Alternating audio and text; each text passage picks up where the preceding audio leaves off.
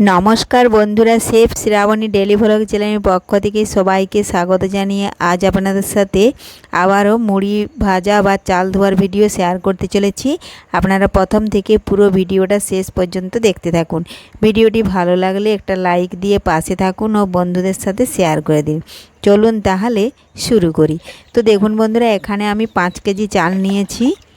দেখুন চালটা এখন ভালোভাবে জল দিয়ে ধুয়ে নেব, কারণ এখন বর্ষাকাল, রোদ ভালো কখনো দেয় আবার কখনো কিন্তু মেঘ ছায়া করে। এজন্য কিন্তু চাল যদি আমি ভিজিয়ে নিই তাহলে চালটা কিন্তু শুকনো হতে অনেক দিন দেরি হয়ে যাবে।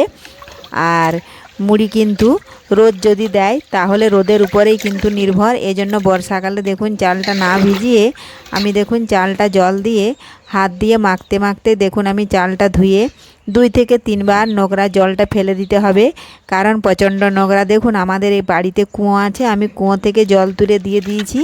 আর দেখুন চালটা এভাবে মাখতে মাখতে একটু ধুয়ে নেব, তাহলেই হবে।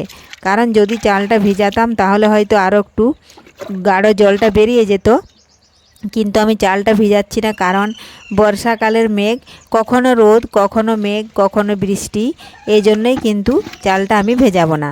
আর দেখুন এইভাবে মাখতে মাখতে 2 থেকে 3 বার জলটা ফেলে দিলেই কিন্তু চালটা পরিষ্কার হয়ে যাবে। তার আগে যদি কোনো বন্ধু আমার চ্যানেলে নতুন হয়ে থাকেন, চ্যানেলটি অবশ্যই সাবস্ক্রাইব করে বেল আইকনে সেট করে দিন সবার প্রথমে এই মজার ভিডিও বা রেসিপি পেতে। এ দেখুন চালটা ধুয়ে নিয়েছি, চালটা কিন্তু ধুয়ে নিতেই খুব পরিষ্কার হয়ে গেছে। আর বর্ষাকালে কিন্তু এই পদ্ধতিতে আমাদেরকে মুড়ির চালটা রেডি করতে হয়। আর যদি বলেন আগে থেকে কেন ধুয়ে শুকনো করে রাখি না, তো আগে থেকে যদি ধুয়ে শুকনো করে রেখে দিই তাহলেও কিন্তু চালটা বাড়িতে থাকলে ঠান্ডা হাওয়া বাতাসেই কিন্তু অনেকটাই নরম হয়ে যায় আর নাড়তে হয় অনেকক্ষণ, আর চালটা কেমন একটা গন্ধ হয়ে যায়। এজন্য কিন্তু আগে থেকেও বেশি চাল শুকনো করে রাখা যাবে না, না হলে তো বৈশাখ জ্যৈষ্ঠ মাসে প্রচণ্ড রোদ, তখন তো অনেক চাল শুকনো করে রেখে দেওয়া যাবে, কিন্তু না, সেটা কিনলে কিন্তু হবে না। দেখুন আমি চালটা ধুয়ে ছেঁকে নিয়েছি, জলটা ঝরিয়ে নিয়েছি। এখন আমি হাঁড়ির মধ্যেই দেখুন লবণটা মাখিয়ে নেব পরিমাণ মতো। এ দেখুন 5 কেজি চালের পরিমাণ, দেখুন 3 5 15 হয় কণা, তার জন্য আমি দেখুন 15টা কণা দিয়ে দেব। আর যদি কেউ এর থেকেও লবণ কম খেতে চান তাহলে এর থেকে কম দিলেও হবে। আর অনেকেই কিন্তু যাদের প্রেশার হাই থাকে তারা কিন্তু লবণ খেতে চায় না বা ডাক্তারে নিষেধ করে খেতে চায় না, তারা কিন্তু 15টা না দিয়ে দেখুন এইভাবে 12টা দিয়ে দেবেন। আমি কিন্তু 12টাই দিচ্ছি, কারণ আমাদের কাছে যারা মুড়ি নিয়ে যায় তাদের কিন্তু লবণটা কমেই খেতে বলে, এই জন্য দেখুন কমেই দিলাম। আর লবণটা ভালোভাবে দেখুন ছড়িয়ে চালের সাথে বেশ কিছুক্ষণ মাখিয়ে মিশিয়ে নিতে হবে। এই দেখুন, আর লবণটা কিন্তু মাখানো হয়ে গেলে চালটা কিন্তু অনেকটাই আরও লবণটা গলে গিয়ে আরও অনেকটাই জল জল ভাব থাকবে। এই জন্য বেশ কিছুক্ষণ একটু রেখে দেব, তাহলেই কিন্তু লবণজনটা চালের মধ্যে টেনে যাবে। আর চালটা লবণ মাখানোর মাঝখানে দেখুন একটু সাদা তেল দিয়ে দিয়েছিলাম, চালটা কিন্তু খুব ভালো পিছলে হয়ে যায়। এ দেখুন বন্ধুরা, কিছুক্ষণ রেখে দিয়েছিলাম আর চালটা কিন্তু ঝরে হয়ে গেছে। এখন দেখুন আমি ছাদে দিয়ে দিচ্ছি, ছাদে এখন কিন্তু খুব সুন্দর রোদ আছে। এ দেখুন, আর বর্ষাকালে কিন্তু রোদ দেখলে সকাল সকাল চালটা ধুয়ে নিতে হবে, তা না হলে কিন্তু মেঘ চলে আসলে চালটা ভালোভাবে জল মরবে না। এই দেখুন এতটাই মেঘ দেখাচ্ছিল, এখন কিন্তু রোদ দিচ্ছে। চালটা আমি ধুয়ে নিয়েছি আর দেখুন মেলে দিয়েছিলাম, এক পাশ মেলে দিয়ে চলে গেছিলাম, দিয়ে দেখুন আবারও উল্টে নিয়ে ভালোভাবে মেলে দিচ্ছি। এইভাবে 2 থেকে 3 বার যদি একটু রোদ দেয় তাহলেই কিন্তু চালটা শুকিয়ে যাবে। যেহেতু আমি চালটা ভেজাই না, এজন্য চালটা অনেকটাই শক্ত আছে। এই দেখুন পরের দিন দেখুন বন্ধুরা মিলে রেখে দিয়েছিলাম, সকাল সকাল দেখুন ছাদে কিন্তু চলে এসেছি, চালটা তুলে নিয়ে যাচ্ছি।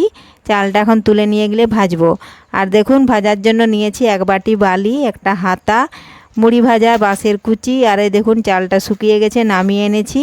এখন কিন্তু আমি সবার প্রথমেই দেখুন উনুনটা লাতা দিয়ে দিয়েছি, আর এখন আমি উনুনটা ধরিয়ে নেব। প্রথমে দিয়ে দিলাম কাঠগুড়ি, যেটা আপনারা কাঠ মিলে পেয়ে যাবেন।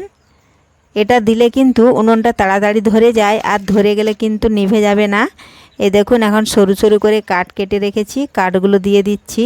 আমি কিন্তু কাঠেই মুড়িটা ভাজছি, যেহেতু আমার অনেকটা চাল।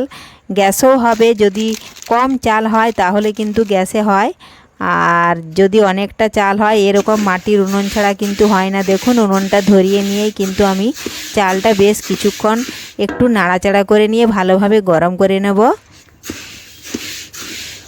এই দেখুন এইভাবে গরম করে নিতে হবে, খুব বেশি আঁচে নাড়া যাবে না, কিন্তু চালটা কিন্তু ফুটে যাবে। আর যেহেতু লোহার কড়াইয়ে চাল নাড়ছি, লোহার কড়াইটা একবার যদি গরম হয়ে গেছে তাহলে চালটা খুব তাড়াতাড়ি হয়ে যায়। এখন তো মুড়ি ভাজা অনেক সহজ। আগেকার দিনের মা ঠাকুমারা কিন্তু মাটির খোলাতে, মাটির হাঁড়িতে মুড়ি ভাজতো। এখন তো লোহার কড়াইয়ে চাল নাড়া হয় আর টিনের খোলাইতে ভাজা হয়। কতটা সহজ। দেখুন চালটা হয়ে গেছে, নামিয়ে নিয়েছি। নামিয়ে নেওয়ার পরও কিছুক্ষণ একটু নেড়ে নিয়েছি, তাহলে লোহার কড়াইটা কিন্তু ঠান্ডা হয়ে গেছে।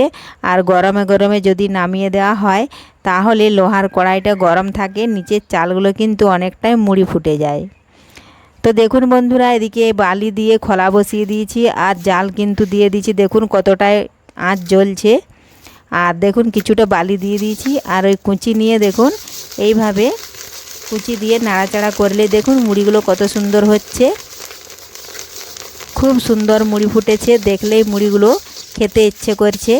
এই দেখুন বন্ধুরা, কুচি দিয়ে যখনই মুড়ি ফোটা বন্ধ হয়ে যাবে তখনই কুচি দিয়ে এই পদ্ধতিতে বের করে নিতে হবে। এই দেখুন,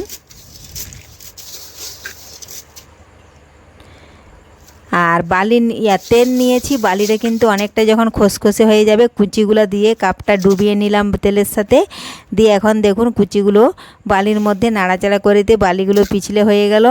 আবারও কিছুটা চাল দিয়ে দিয়েছি। এই দেখুন এইভাবে নাড়াচাড়া করলেই দেখুন সহজেই চালগুলো ফুটে মুড়ি হয়ে যাচ্ছে। আর এই পদ্ধতিতে মুড়ি ভাজলে মুড়িটা খুব সুন্দর হয়। আর মুড়ি হলেই কিন্তু মুড়ি ভাজার এনার্জিটা থাকে। মুড়ি যদি না হয় কিন্তু মুড়ি ভাজতে ইচ্ছে করে না। দেখুন সমস্ত মুড়ি ভেজে নিয়েছি।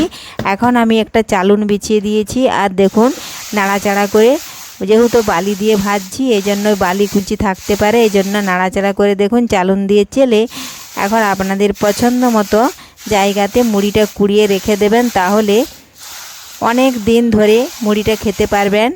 এই দেখুন বন্ধুরা, এইভাবে চালিয়ে আমি কুড়িয়ে নেব। আজকের এই মুড়ি ভাজার ভিডিও আপনাদের ভালো লেগে থাকলে লাইক, শেয়ার, কমেন্ট করতে অবশ্যই ভুলবেন না বন্ধুরা। ধন্যবাদ।